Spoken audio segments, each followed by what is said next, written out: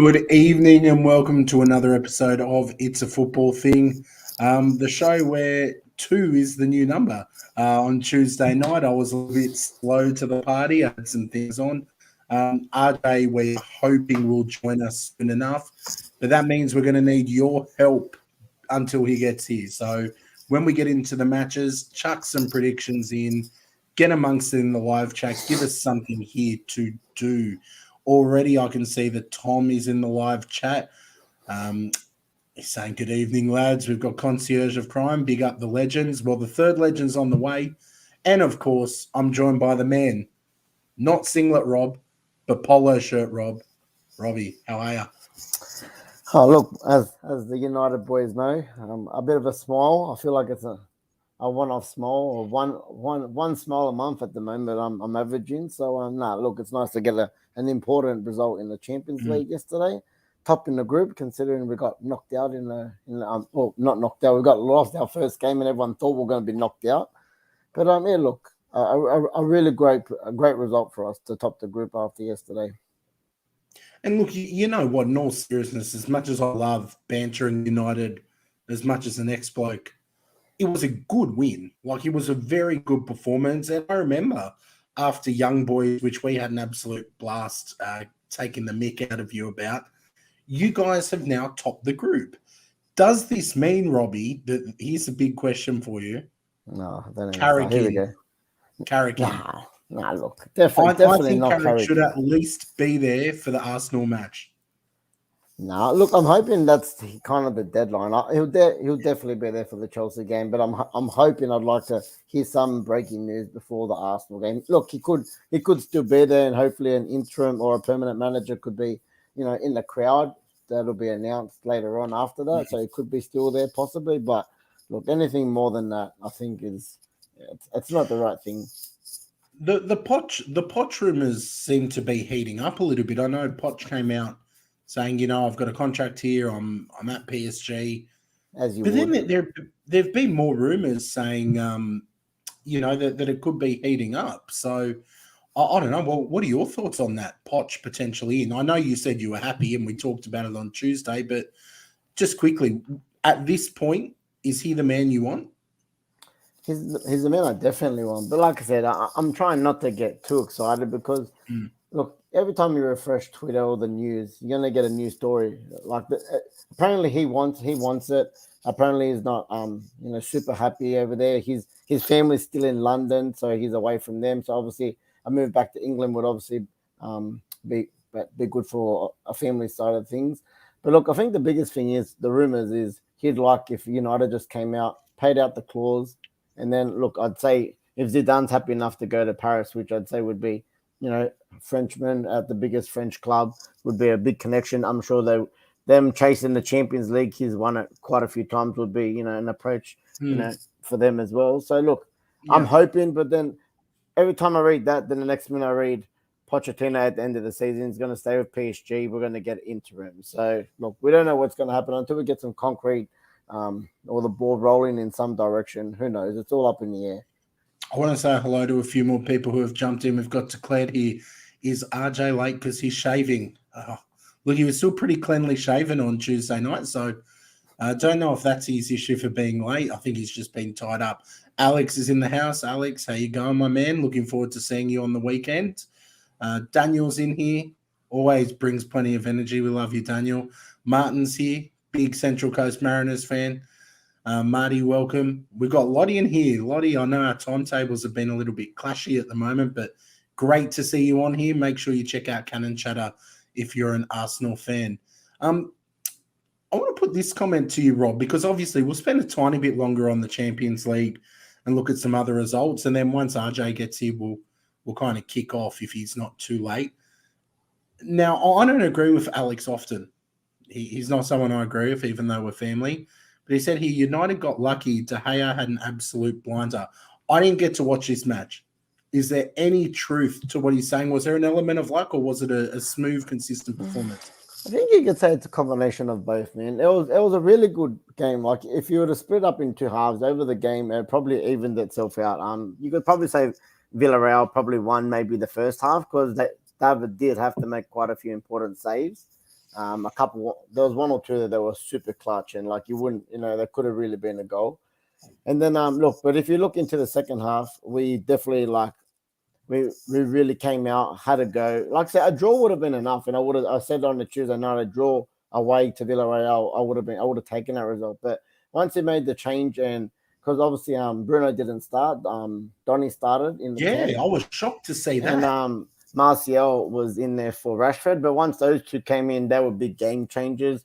And we went through quite a little bit just into the second half. We just went through a phase where we were just dominating possession and pampering their goal, man. Jadon Sancho, for me, I'm glad he got the man of the match, or the United man of the match. I know Ronaldo got the Champions League one, but he had his breakout game for United, the game that I think everyone wanted to see. But it wasn't just the goal. He got a goal to top the performance off, but he was doing everything. He was tracking back. He was defending. He was taking players on. He was getting crosses into the box, and obviously, he said the nice finish at the end to seal the deal. I was wrapped for him. But look, I said at the same time, moments and luck happen in football. We were pressing them. Fred forced a mistake. Ronaldo capitalized a nice chip over the goalkeeper to get that goal. And that's the biggest thing with United. Once we get a goal and we don't concede first, we have that confidence to say, hey, if someone wants to come and get a result against us, open up. And once we get space and we can start playing a bit of passing and crosses, we have so much confidence and we always look like we're going to score. It's always when we concede first is when we hit the panic button and we're just messy. But look, like I said, top in the group is what we should be doing in this group. But after a little bit of a hiccup in match day 1, top in the group is a fantastic result. Last question on the United game from me, or else Tom's going to think we're trying to become the new United podcast. Just on Lottie's comment here, she said she was so pleased for Donny after what happened at Watford. She thought he'd earned a shot. How did Donny van de Beek play? I'm really curious to hear how he went. He was okay. That's probably the best way to put it. He didn't have an amazing game and he didn't have a bad game. You could say it was nice that he got a start. He played a bit. He got booked quite early on, so I think there was a little bit of a precautionary, when he got subbed off for for Bruno, but I think a little bit precautionary as well, considering he was on the yellow. But look, he was okay. He wasn't amazing, and he didn't have a bad game at the same time. Oh, good. You can see RJ set up the stream tonight. God bless his cotton socks. Look what he's done at the bottom. He's put the full minutes of all the Chelsea goals. I'm not going to leave that nonsense up. But obviously, Chelsea beating Juventus 4-0, really big result. And Chelsea's defenders just seem to keep scoring goals. It's a good game for them when even Timo Werner's finding the back of the net. Chalobah scored. Reece James, who's probably the most informed striker in the Premier League, scored again. It's just insane. Are you starting to get, both of us have something in common. We both hate Chelsea. Are you starting to get a little bit nervous about how they're getting the job done super professionally? They're not seeming to struggle. It's driving me nuts. I'm waiting for them to lose. I've said it a few times. Look, a loss hopefully is coming soon enough, but I think they're playing better without Lukaku, man. Since he's been out, everyone's like, where the goals coming? Well, like you said, he started well, as he always does in every club. Same as with United, then he always goes for a bit of a slump. Yes, he contributes, but since he's been out injured, I think Chelsea probably scored more goals than when he was actually 100%. There. So, like I said, most of them coming from the defense, Rudiger, Chilwell, Reece James. I'm like, their defense have scored more than their attackers if you probably added it up. It's amazing. It's, for me, and I have this argument on Down Under Football Crew with Miz and RJ, I actually think they play significantly better football without Lukaku in the side. Mm-hmm. Because when you have Lukaku on there, and it reminds me a little bit of what you sometimes criticize Ronaldo about in the team.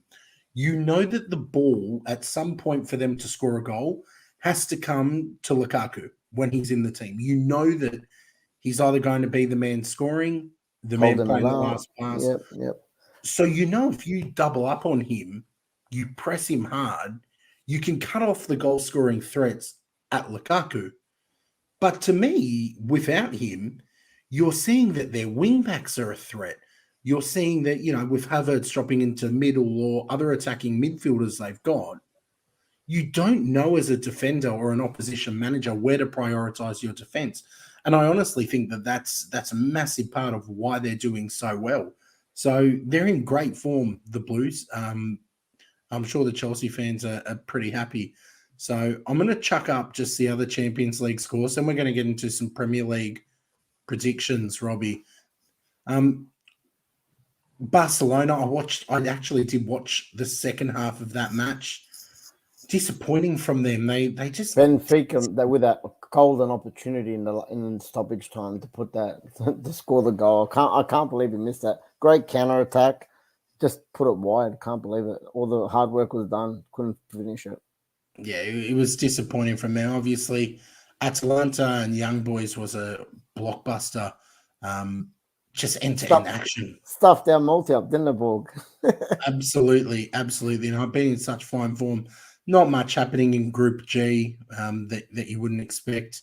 Malmo Zenit 1-1. I mean, not a lot happening. The real tournament starts tomorrow with the Europa League, so that's one we're all looking forward to.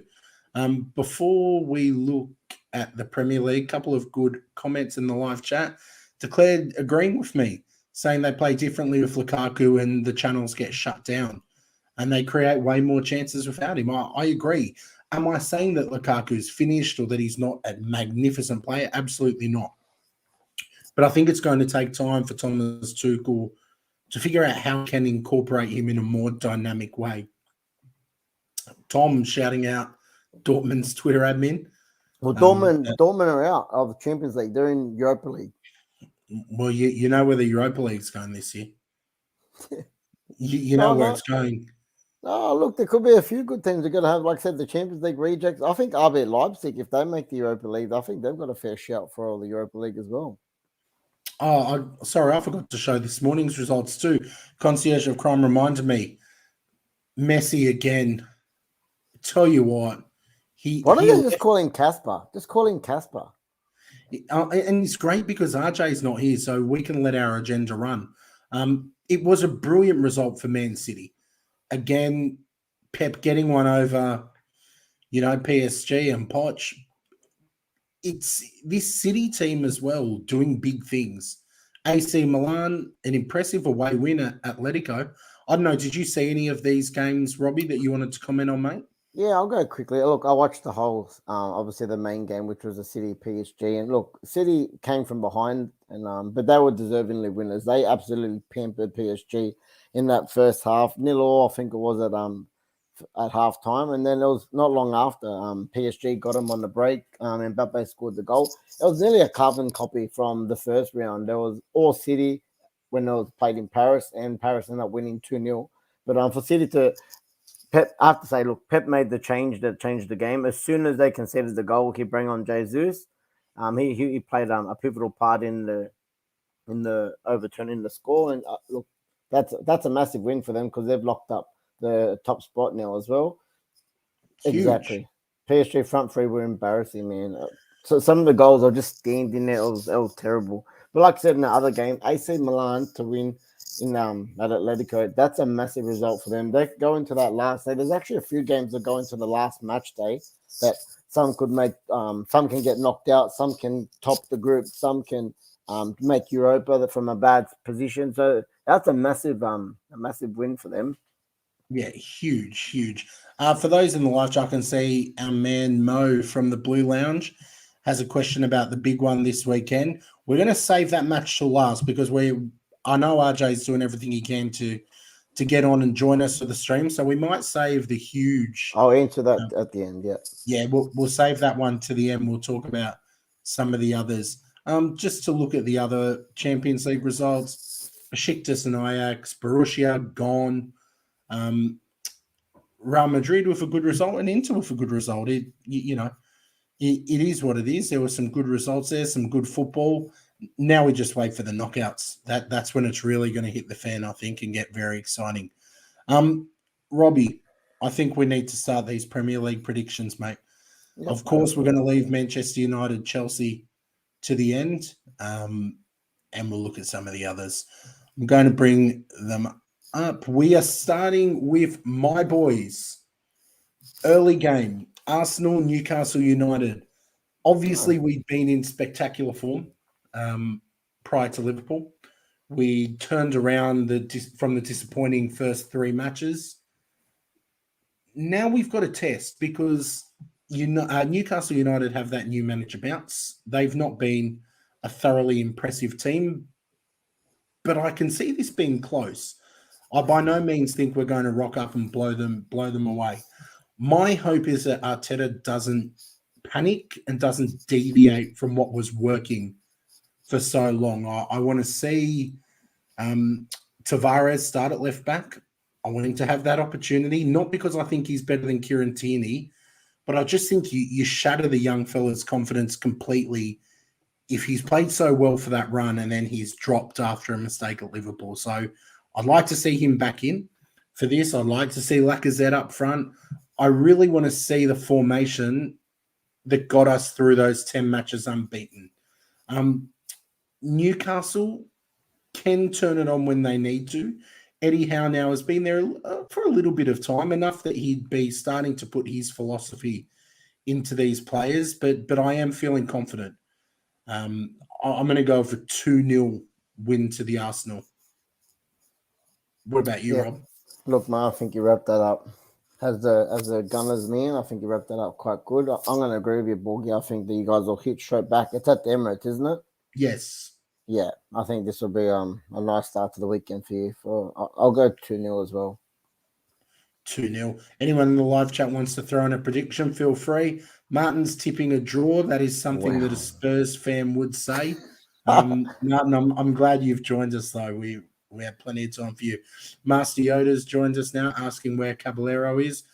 He should be coming. We want him in here by the time the Chelsea United game comes around. My favourite Spurs fan in here, Alex, calling Arsenal 2-0. Look, I'm hopeful that we'll win this one. I'm not too nervous. Could be famous last words, but we'll see. Daniel, if you're in here, which I know you are, we'll make sure that RJ sends his predictions for these matches too. Next one, Crystal Palace hosting Aston Villa. Going to be a really interesting game because Villa had a good result last week. Palace had a result that maybe would have disappointed them, a draw, but they've been okay. How do you think this one could play out, Robbie? Yeah, look, interesting. I think obviously whoever scores the first goal is going to have a big impact on this game to how the game's going to flow.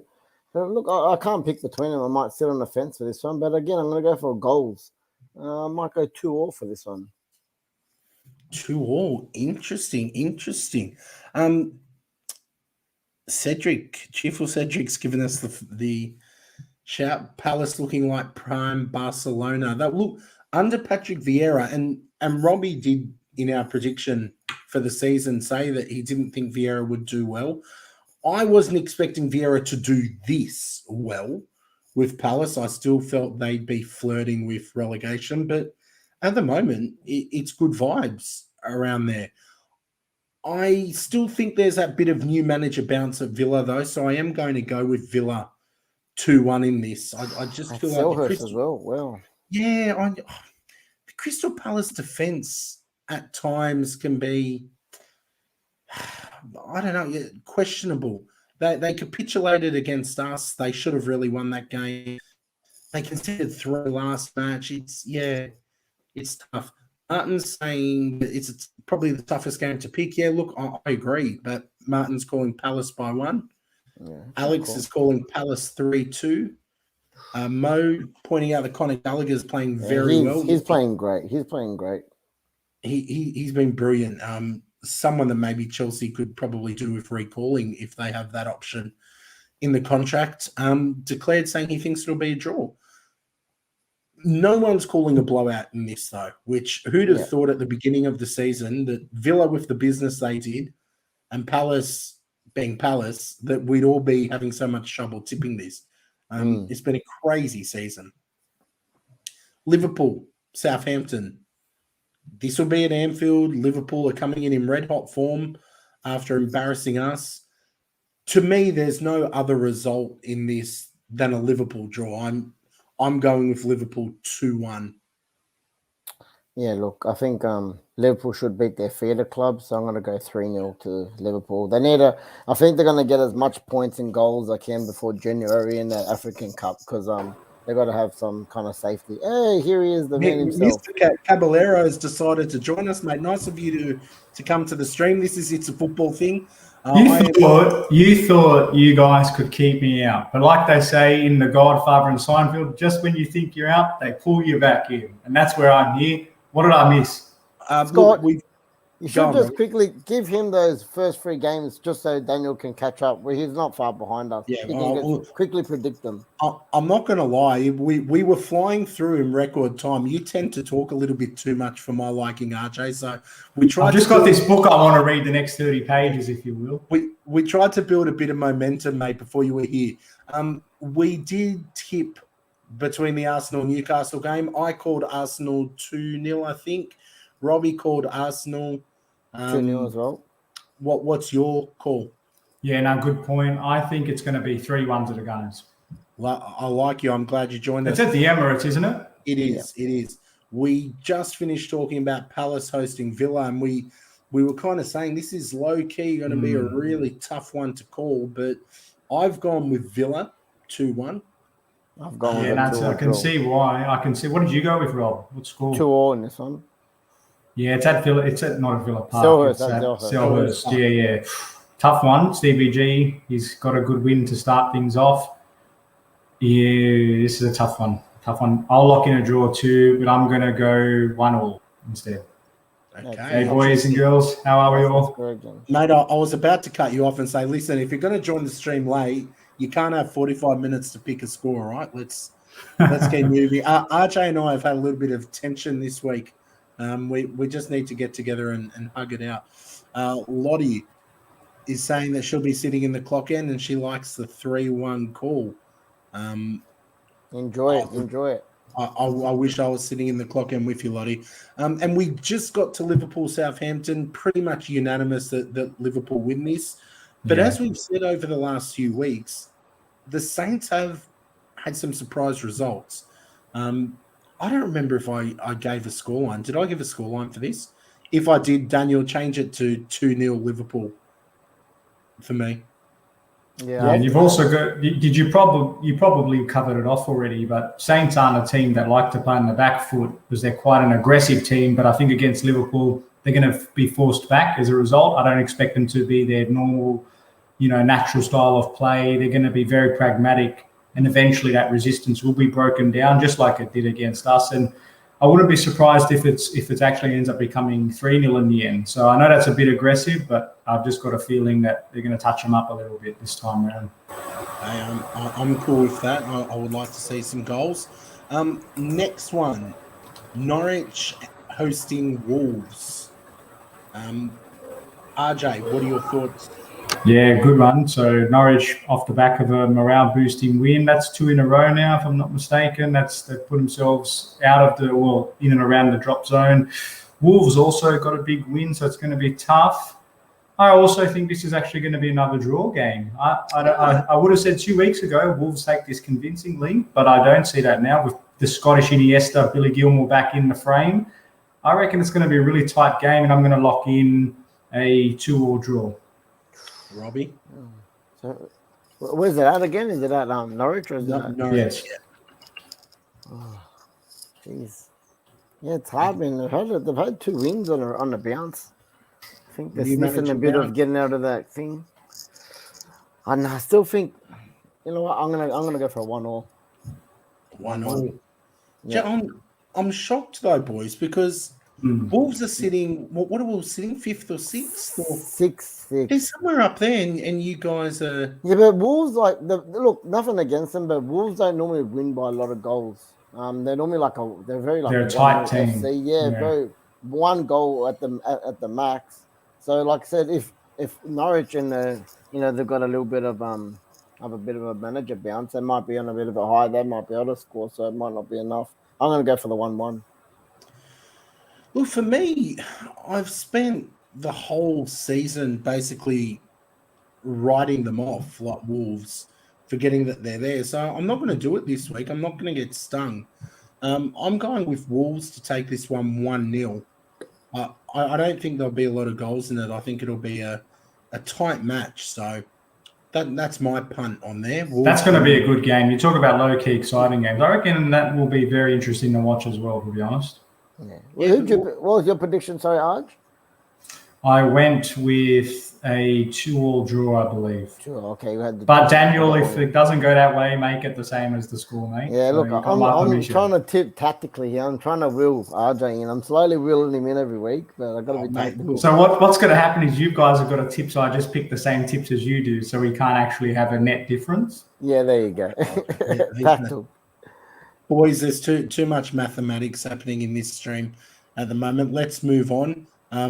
Because this fixture adds up to all sorts of excitement. You like what I did there with the maths theme?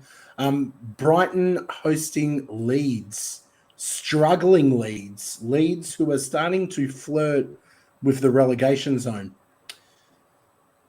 What's going to happen here? I'm absolutely lost on this one. So I'm going to throw over to you, Rob, to buy me a little bit of thinking time.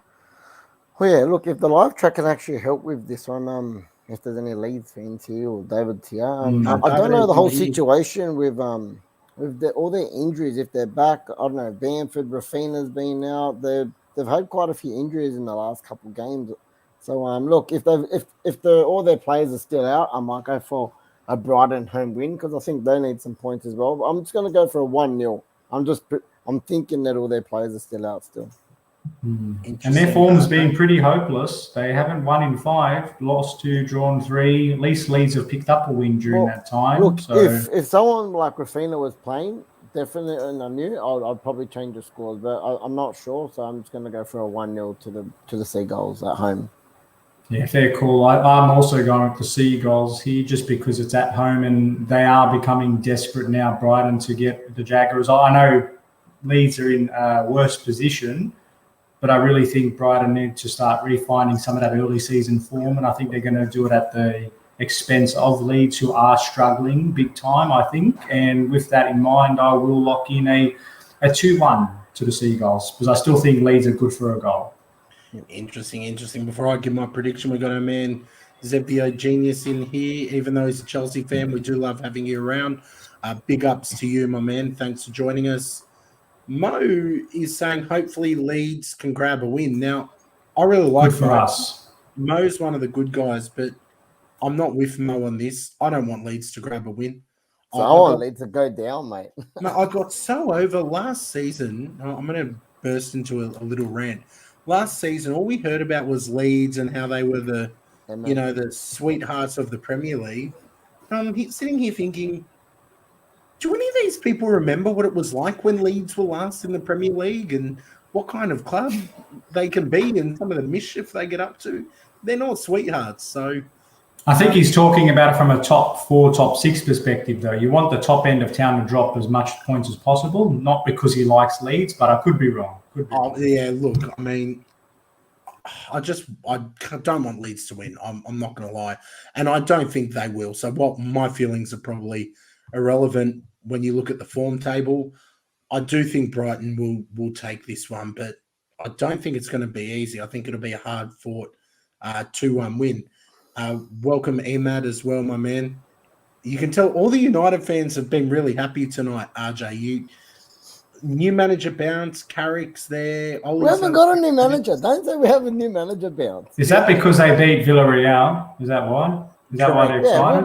It's a rare win, mate. It's a rare occurrence at the moment. So look, don't take it away from us, RJ. It's good. You're talking like you're Norwich. It's a rare win. It's bloody Manchester United. They should be winning more than that. We're averaging a win a month at the moment. So should be averaging a win every game. That's what they should be averaging. Should be.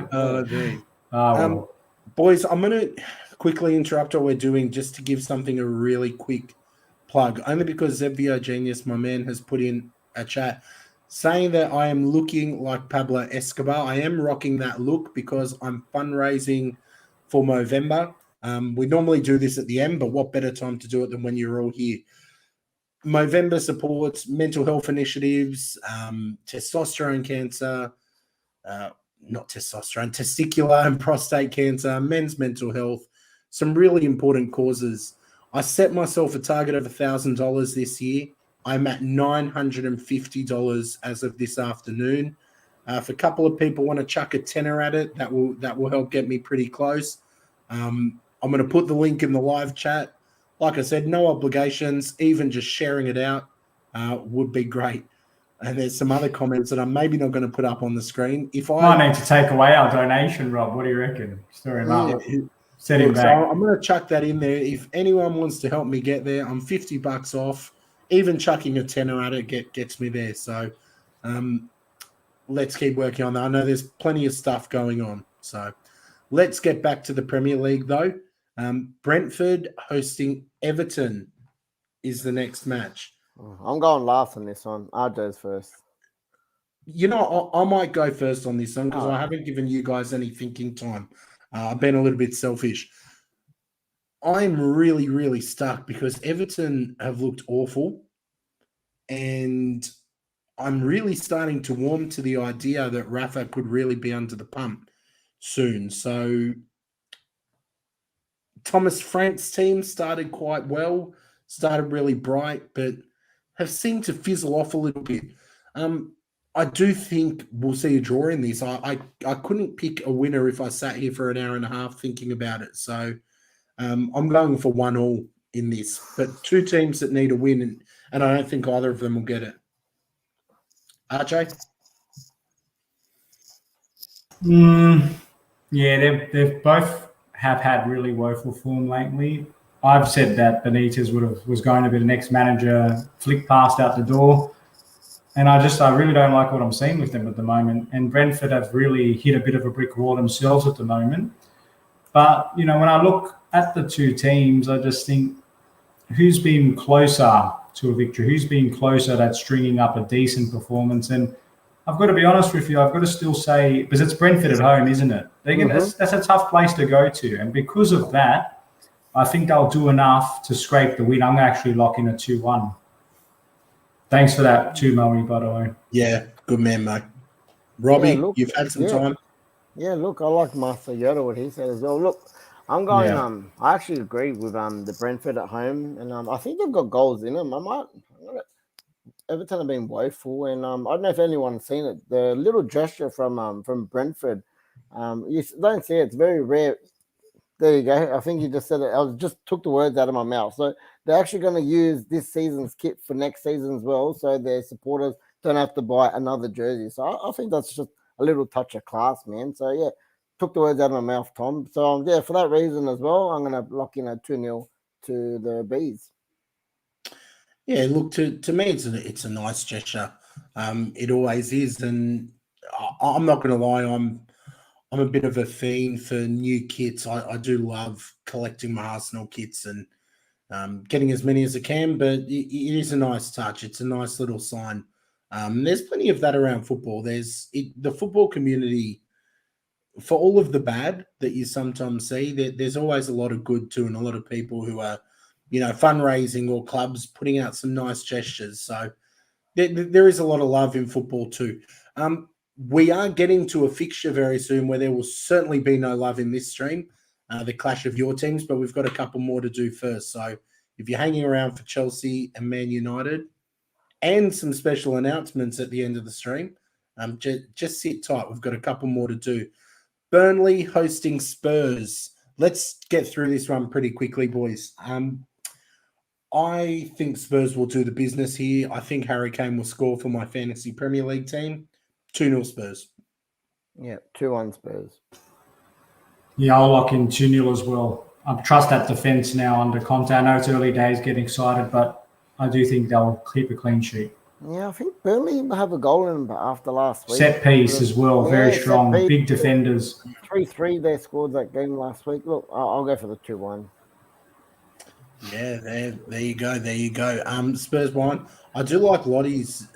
There is certainly no bias in that. 2-0 Burnley. God, I hope you're right, Lottie, but I don't think you are on this one, my friend. Yeah, we might have to talk about this on a quiet stream one week, RJ. season ticket prices. I actually tuned into Mo's channel, The Blue Lounge, Mm. when they were having a chat about this. And I was kind of listening really intently because Arsenal are renowned for crazily high season ticket prices. But maybe we save that for a phone-in or a quieter stream. Yeah, especially hearing from those that are very impacted by it, because obviously we have different constraints we're working with. But yeah, I know it's dividing a lot of the fan base, that's for sure, especially in the Chelsea community where we've copped it as well. Yeah. Well, let's look at the next one, boys. Leicester hosting Watford. Robbie, let's start with you. Jeez, another one after what Watford done to us last week. But and Leicester haven't been in the greatest form either, and they also got to play Europa League tomorrow. Is it at Leicester or Watford? It's at Leicester. Look, I think they really need a result here, Leicester. I might just lock in a little 1-0 for Leicester. 1-0 for Leicester. What about you, Arch? I don't know how you trust that defence, Robbie, to be honest with you, man. They've just been very, and especially because Watford have, not to take the mickey out of you, not that they just scored against you guys, but they have shown that they've got a couple of goals in them. So they've equally got a pretty flip-floppy defence, but that's why I think it's going to be a game where it involves both sets of teams scoring at the King Power. I think they will bounce back following our bit of a hiding because that was a very embarrassing showing from their end. And so because of that, I think they'll take it 3-1 in the end. Interesting. Yeah. Few in the chat. Alex is calling the Foxes 2-1. Yeah. Martin saying the Fardies drew a goal, 1-0. I was really impressed by what Watford did to Man United. For a number of reasons, I was impressed by that. And Leicester, for me, just seemed to have lost the plot. So I'm actually going to go with a draw on this. I'm going for 2-2 draw. I think there'll be some goals, but yeah, I think Watford will prove to be really difficult to break down. Just from a question in the live chat, we did speak a little bit about Barcelona super quickly, basically just that it was quite wasteful and disappointing for them. They had opportunities, but they were lucky they not to lose the game at home. Should have been, like I said, Benfica should have sunk him right at the end. But look, just quickly, boys, for such a big club, Barcelona, since Messi's left, they haven't even filled half of their stadium for nearly all their games, man. It's shocking. Always empty stadiums, nearly. I think they're a club that's in transition. I feel like from the boardroom to the squad to the managers to the fans. But what does that say? What you're in transition? We're not going to turn up. What kind of support is that? But to me, well, it's not the kind of supporter I am. I'll rock up if I have the opportunity, rain, hail, or shine. But those fans have been so spoilt over the years, like just absolutely spoiled, and losing. I mean, as you would know, being a Man United fan in recent times, losing isn't fun. Losing isn't fun, and sometimes people's answer is to just pull themselves away from the football for a little while. And, if that's what people need to do, so be it. I do think it's a little bit plastic. But when you're a team in an era where you're the superstar club and you've got guys like Messi, Henry, Zlatan, Ronaldinho, Xavi, Iniesta, the list goes on. Those kind of marquee players always come with some bandwagon fans. Same with Ronaldo. You've got people who are fans of him and who will follow him to clubs. So, I'm not shocked. I think, financially times are tough over there too. So they're just my quick thoughts, but I'm by no means a Barca expert. But let's look at the next one, boys. A team doing much better than Barcelona, Manchester City, who are hosting West Ham. What a game. Huge. A real test for me of West Ham's European football credentials. Like, if you want to be a team that makes a statement and qualifies for a European Cup, this is one where you could really show what you've got. Do I think they'll be able to overcome the juggernauts that are Manchester City? No. I just think City at the moment are buzzing. They've found some form.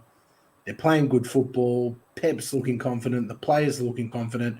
I think they'll have too much for West Ham, but boy, oh boy, we thought that when West Ham played Liverpool a couple of weeks back. I think this is going to be City 2-0. Yeah.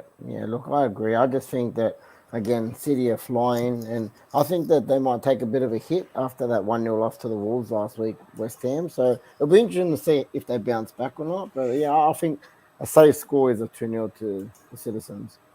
It's a safe score, but you talked about making a statement performance, Scott. I'd be paraphrasing it to say, can they back up their statement performance because they beat Liverpool, and I don't say that lightly because Liverpool's not a team to be messed with, as you know very well. But they had that 1-0 loss against Wolves, like you said, Rob, and that was out of the blue. But maybe it's because they just had one of those banana skin days. But for the whole, they've been really outperforming themselves and really put themselves in that top four conversation. So I don't think that's by any means a fluke. They've been performing good for the last couple of seasons, if we're being honest. It's a huge test at the Etihad. They tend to dominate everybody that turns up. What I will say is they're going to give City a hard time. They're an athletically strong team. They're going to be very physical. They're a fast team. They can hit you on the break very well. And they've got a very strong pivot. Their loss of Ogbonna is quite a big one for them experience-wise. Mm-hmm. Yep. I just think depends on what the game plan is, because if they really just tighten the screws at the back and Moyes says just give them nothing, just hassle them, don't let them play their natural game and just really be stubborn and resilient, we've seen that City, despite all the flair that they possess, sometimes even they struggle to unpick a very stubborn lock. So I don't know, 2-0 is a safe answer, but I think it's going to be a lot tighter. I actually think Hammers are good for a goal in this. I do think they can hit one on the break by surprise or even a set piece with Kurt Zuma header. But I do think they'll do enough just to get over the line, and given that, 2-1 is my final result. Yeah, look, I have to agree with Martin on this. I do think that West Ham will valiantly try to attack, but that will probably actually play into City's hands a little bit more than a pragmatic. He's a smart fox, that one, Moyes, though. He's been around the bend. He knows if they get too liberal up front, they could lose 4-5-0, no problem. So I don't know how ambitious they will be. I hope so. It'll make an entertaining game. But all right, boys, this is the moment. I'm actually going to turn my camera off when we start this and run and top up my water. But the IFT derby, Thomas Tuchel's Chelsea versus Michael Carrick's Man United.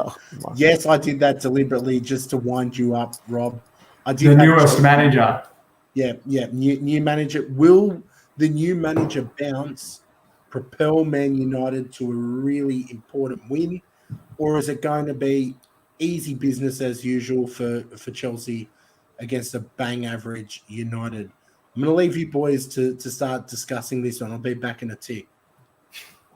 You go first, Robbie. Tell me what you're thinking. I was going to say you go first, considering you guys are the home team. We're the hosts, so we'll be gracious to our guests. All right, no. Look, do you want a heart response or do you want a head response, or do you want them both? A bit of both.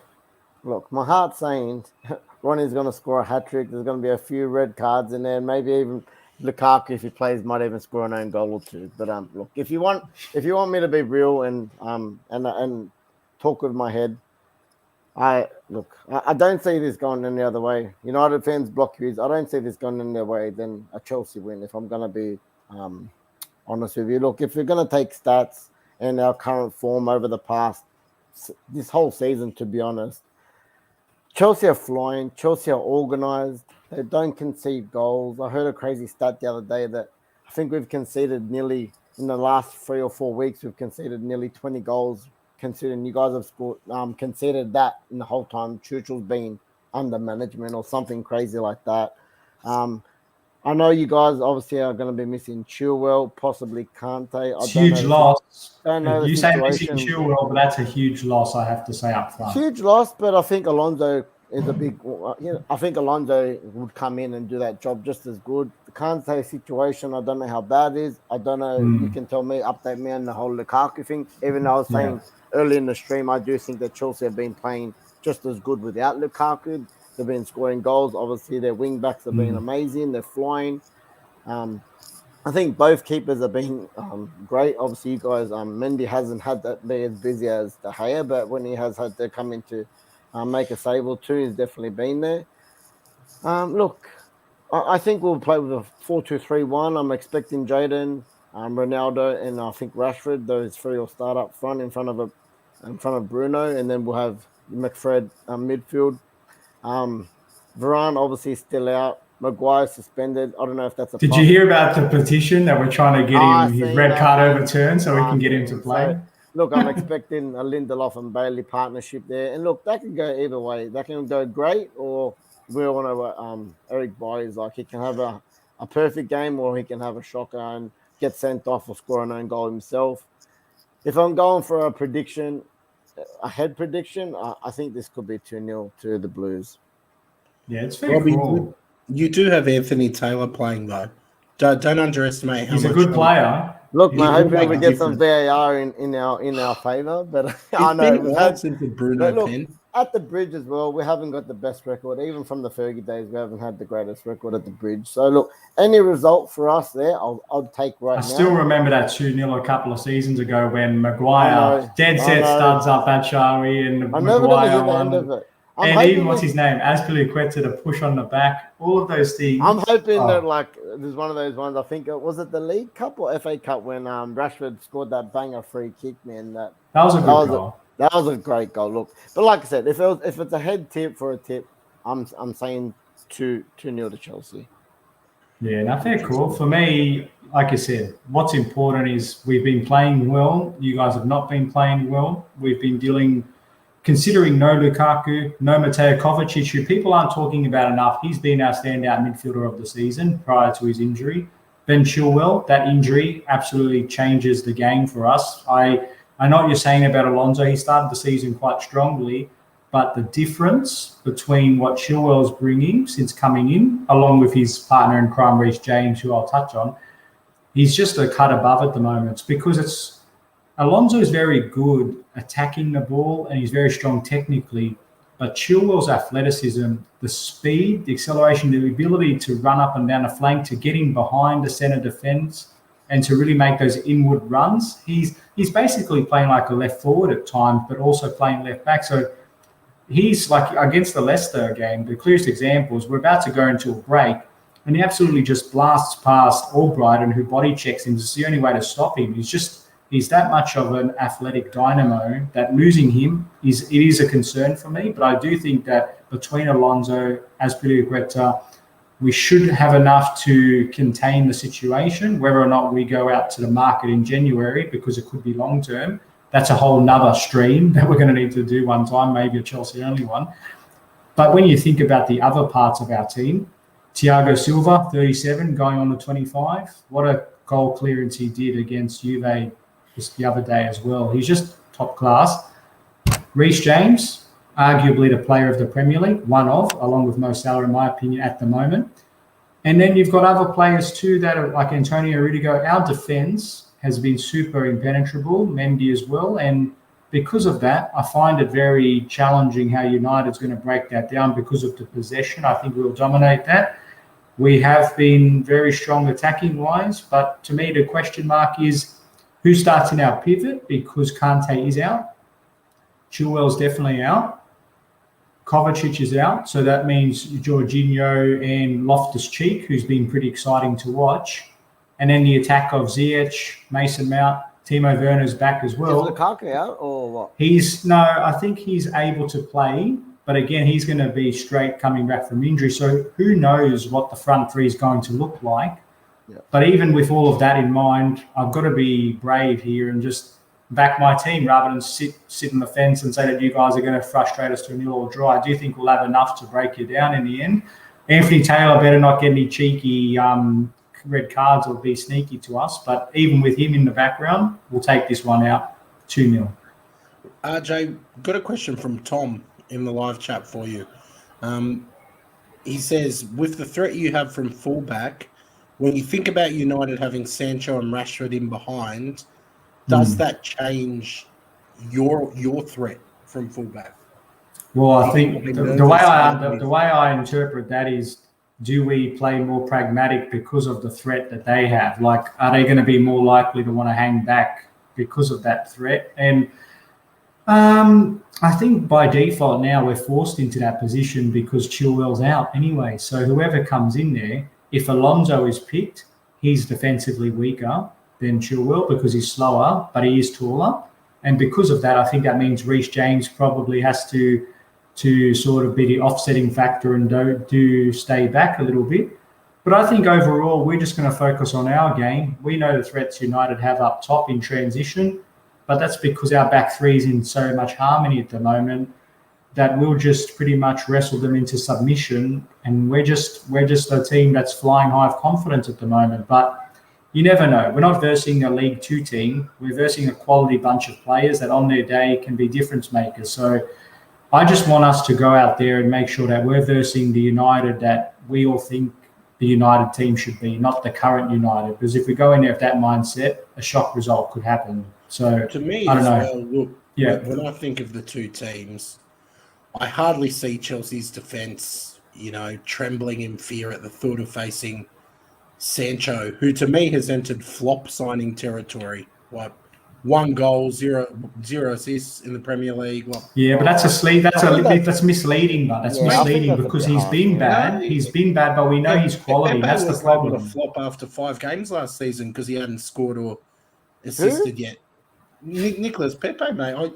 I dare say Pepe would have more goals and assists for United than Jadon Bencho has at this point. But that's the problem, Scott. Like all those players, like Sancho, he's done nothing, but it's only 1 game that they could come out. So I think hopefully Tuchel's got that mindset that don't look at the form book, get that rubbish out the window. I saw that comment. Yeah, mate. Terrible. Dead set. Some United fans, you have some of the worst fans. You have some great fans, but mate, Pepe was the biggest flop. Arsenal were a banter club. It is a flop. What? 3 years later, I wouldn't have paid 75 million for him. He was cheaper than Bencho. He scored more goals. The same price as more Sancho, 75 million. No, 72, mate. Oh, sorry, we paid 72 million in installments. Oh my god, guys! Both of them put together wouldn't lace up Williams' boots. All right, let's just admit it. Hey, we've got a couple of questions as well for you. There was one here. This is from Martin. We're just going to leave this to you, Rob.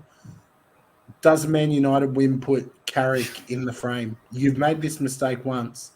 Not a chance. 5-year deal. Not a chance. I'm being serious. There's no way they'll do that. He was always going to be in for a game or two because what are you going to do? Have no manager there? Obviously, the board had no plan B. I told you, international break, they had the chance to sack him. They didn't. We had the shock loss against Watford. Mate, they had to pull the trigger, and someone's got to be in the dugout for the game. So, there'll be some freak slip over. Someone will slip over like Kante or something. They'll score, and Rio Ferdinand will come out. Just put the blank check on the table, mate. Sign whatever it is. Get him on there. And RJ, this one's for you. If De Gea isn't in man of the match form, how many goals will Carrick's Man United team cop? Well, I said 2, honestly, just because Chilwell's out. I know he's a wing back, but look at the way we're playing. They're basically left and right forwards. And if he's there, I actually think we could score 3 to 4 goals just because of how bad they've been as well. But 2, I said. So let's lock in 2. Pray for more. Oh, God, this is turns now. This is really turned. The banter is strong. Wasn't Ollie there for a game or 2? That's true. But look, let's move on. We've previewed the derby. It's going to be a big one. I'm looking forward to next week's shows. We've covered. Sorry. Oh, me. Yeah, God. Chelsea 2-1. I think Ronaldo will score. We got a cheeky question here from Concierge. What's he saying? Give it up, mate. I saw your tweets this morning. How come we're not hearing about when old mate does nothing? He scores an accidental goal against the worst goalkeeper I've ever seen. Poor Pessi, Ballon d'Or 6-time winner, probably 7-time winner. His shot actually did deflect for their first goal, by the way. So let's give him some credit, mate. Come on, leave the guy alone. Robbie and I united on the GOAT topic, and you have no leg to stand on at this point. I've got so many stats to back up why he's so much better at the moment. But anyway, we'll save them for another show. We will. Trippy, our man, our striker for the IFT Pro Club team, my striker. Donny and Sancho have big points to prove. Riding off United's never a good thing. 2-1 United. Yep, Trippy, your predictions are as good as your goal scoring ratio for our Pro Clubs team. Boys, it's been a big show. We've covered UCL. We've covered an IFT derby. We've covered some big games. I know there's some big news on next week. We've got a couple of guests joining us. RJ, do you want to tell the people who's joining us on Tuesday night? Yeah, sure. So we're trying to keep those guests flying in the door, and like we've had the phone calls happening. It's all happening here at the IFT. So next Tuesday evening, we've got former A-League star Daniel Georgievski joining the team, and he's a big Reds fan. Don't hold that up against him, though. He's a good guy at heart. Daniel, if you're watching, mate, let's have a bit of banter when you get here. So tune in. He knows it's the recap. He's, I'm sure, going to be riding on a high after the Reds probably touch up the Saints. So it'd be nice to get Dan on board for Tuesday. Who's coming on Thursday, Rob? Thursday. Yeah, we've got Thursday. We'll have Tom from the United podcast. I'm looking forward to previewing the Arsenal game, my favourite game of the season. Should be talk about the bounce back from the Chelsea thrashing, maybe. Yes, maybe. We'll just wait and see. But let's just no. Look, I am actually looking forward to that. Tom's a good bloke, and I'm sure we'll have a bit of fun next Thursday night.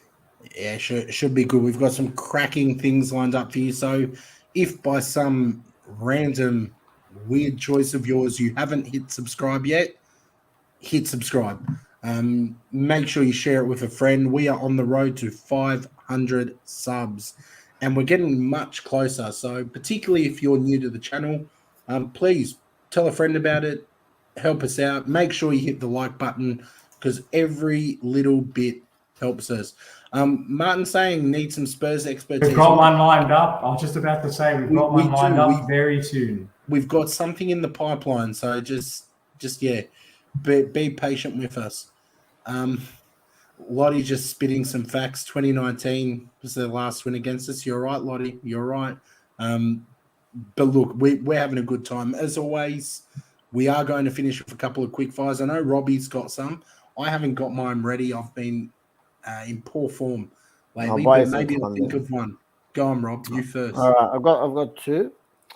Pick a partner for a WWE tag team match. So your partner, so you've got to be with someone. So it's you and a wrestler you got to pick of your choice. For me, I'd go Stone Cold Steve Austin. Just love that guy. They're all mad, but I love him. For me, I'll probably go, because you have to wear the same outfit as your tag partner. Like it's common law. I would probably go with Rikishi. You're so cool. I could picture me and Big Rikishi walking in the same outfit, doing the moves. I think that's a force to be reckoned with. What about you, Rob? I think I'd take Triple H, mate. He was one of my favourite wrestlers. You look like a D-Generation X, mate. X-Pac. And the last one I got it, boys. Cool or cringe? Personalised number plates. Cool. I'm going to go cool because it depends on the number plate. But they can be cringe, but we're going cool. I'm definitely cool on this one. Considering I had Wog Boy number plates, I'd definitely have to go for cool on this one.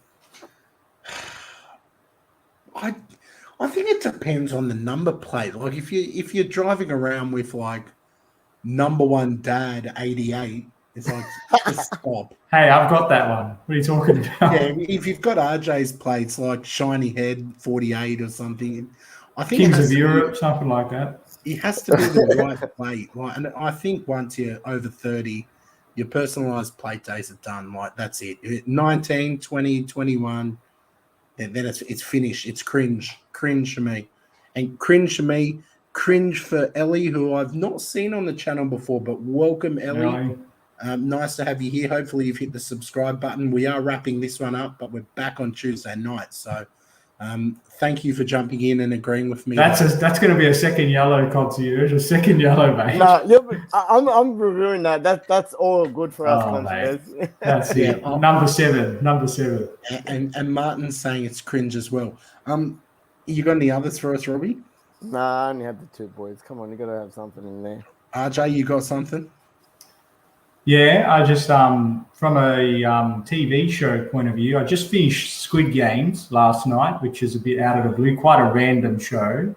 My question for you guys is, and it's not about Squid Games, but just as a backdrop, what show would you recommend someone to watch at the moment? If you said, hey, I'm looking for a good show, what's a good one you'd point out to them? Easy. Just off the top of your head. Get on. If you haven't seen All American, get onto it. All American. It's one of my favorites at the moment.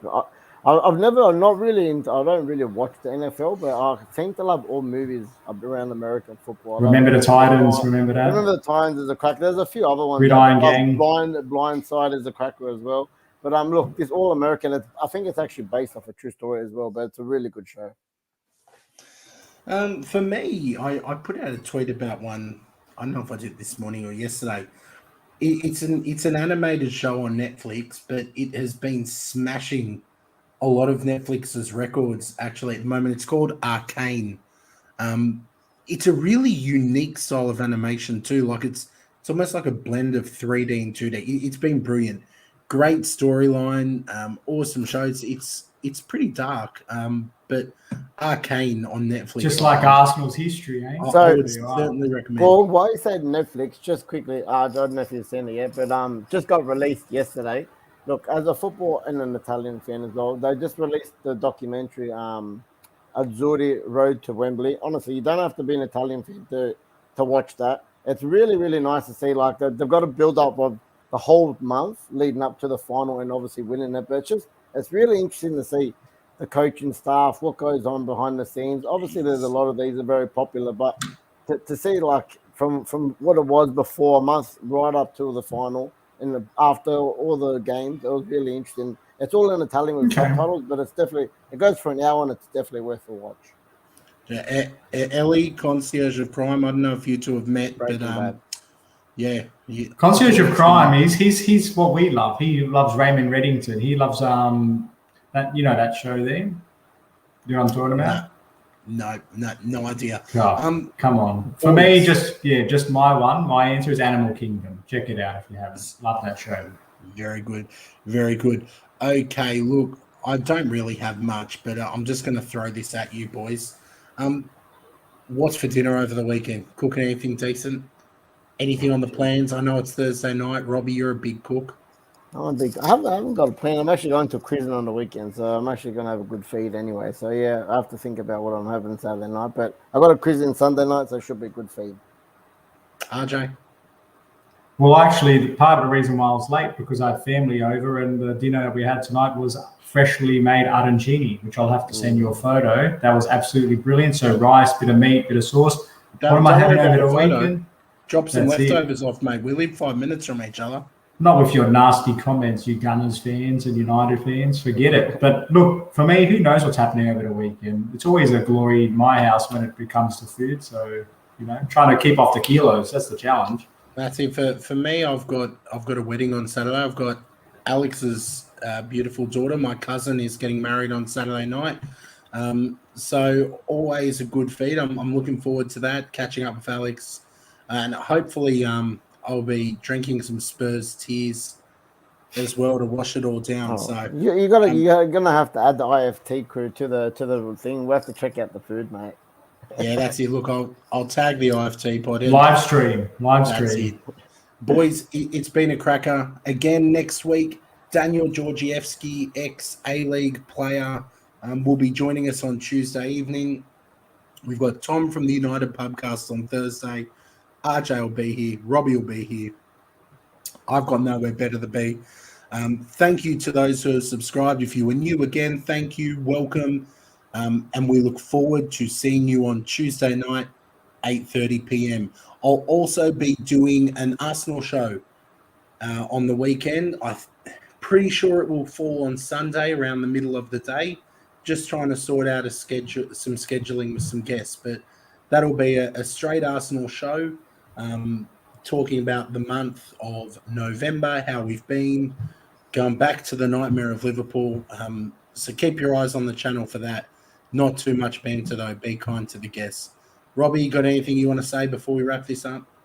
I'll just quickly plug the Supporters Club Gam boys. Obviously, the New South Wales Supporters Club playing Watford, Watford Supporters Club of Australia next week. So we're putting all money in charity to the New South Wales and ACT Food Bank. Obviously, the one that Marcus Rashford has done. So, yeah, we're starting to rack up the dollars. So, like I said, any spare change, chip in, it all goes to a good cause. RJ?